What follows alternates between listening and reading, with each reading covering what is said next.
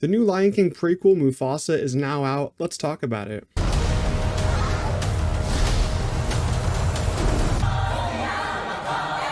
So this one is directed by the legendary Barry Jenkins, who directed the famous If Beale Street Could Talk and Best Picture winner Moonlight. And all I can say to that is I'm very confused as why he took this job to direct this movie, because it's a big departure of what he's usually known for, which is, movies with real people in them, but kind of character studies and smaller indie movies. I guess with Mufasa, you can make the argument that this is a character study on a popular character's journey to become king, but it's also, a $200 million budget movie of an animated slash live action, and I would have never guessed Barry Jenkins would have ever done this. I'm kind of wondering to myself if he actually did direct it. Like, did they just pay him and said, oh, can we just put your name on there? Have Best Picture winning Barry Jenkins for Moonlight on there, please, Barry? I'm kind of wondering if they just paid him for that, because it doesn't feel like a Barry Jenkins movie. And I guess maybe he took the hefty paycheck to make a bad movie to fund more indie movies. I guess you can't be mad at him for that. I don't know though, but I do want to say the original Lion King is one of my favorite Disney animated movies of all time.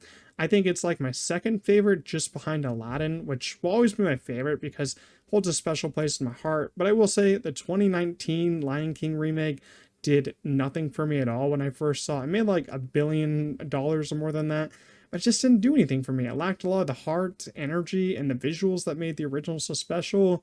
It would kind of baffle me if someone came up to me and said, oh, I like the live action one more than the animated one. I'd be like, are you serious? I'd be like, if anyone thinks that way, you need to be kicked off this planet. There's no way in hell anyone thinks the live action one is better than the animated one. So going into Mufasa, my expectations were kind of on the floor because I just had no interest in this movie to begin with. It's another one that just didn't need to be made at all. And so when I got out of the theater after seeing it, it's another one that didn't move me at all. I really didn't care about it and just found myself wondering what better movies could this budget have went to. Before getting into my negatives, I will say a big positive in this is basically this is a story we haven't seen before.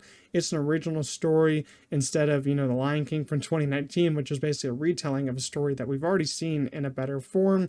I was actually pretty interested to see how Mufasa and Scar became the iconic characters that they soon turned into. And it is interesting to see, where they came from, how they, came together, became friends, became brothers, then became enemies. I think that, a friend to enemy kind of storyline is always pretty cool.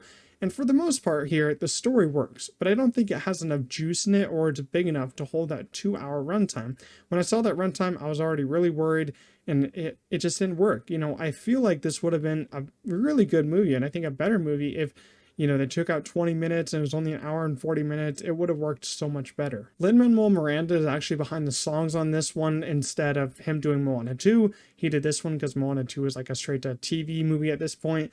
Surprisingly, there isn't a lot of songs. I really only remembered like 6 or 7 of them total. I may be wrong on that. My memory might be shoddy, but I think the songs are actually pretty enjoyable here, with my favorite being I've Always Wanted a Brother. I think that one's a great song. It's from the trailer. I think that one's the best song here. Now with the cast and characters here, I gotta say Rafiki needs to stop showing up in this movie. And that's not me saying Rafiki's a bad character. I think he's one of the better characters in this movie. It's just that every time Rafiki talked in this one, he talked a lot because he's narrating the movie. He almost put me to sleep. He has such a calming voice. I was like, this voice, man, you gotta stop talking, Rafiki. You're gonna make me fall asleep only because you have a calming voice and this movie is kind of boring me a little bit. But Rafiki's pretty good. Mads Mikkelsen plays the villain here, kind of like a white, snowy lion. Mads Mikkelsen also gets to sing a song, which is kind of insane because I never thought we would ever hear that. His song is all right, and his voice is all right, but it's kind of enjoyable to sing him sing that. And his villain is interesting. Mads Mikkelsen is kind of getting typecast as a villain lately. I'm not mad at it. He plays good villains, but it's kind of funny here. Aaron Pierre plays Mufasa. Calvin Harrison Jr. plays Taka, which is Scar. Not really a spoiler here.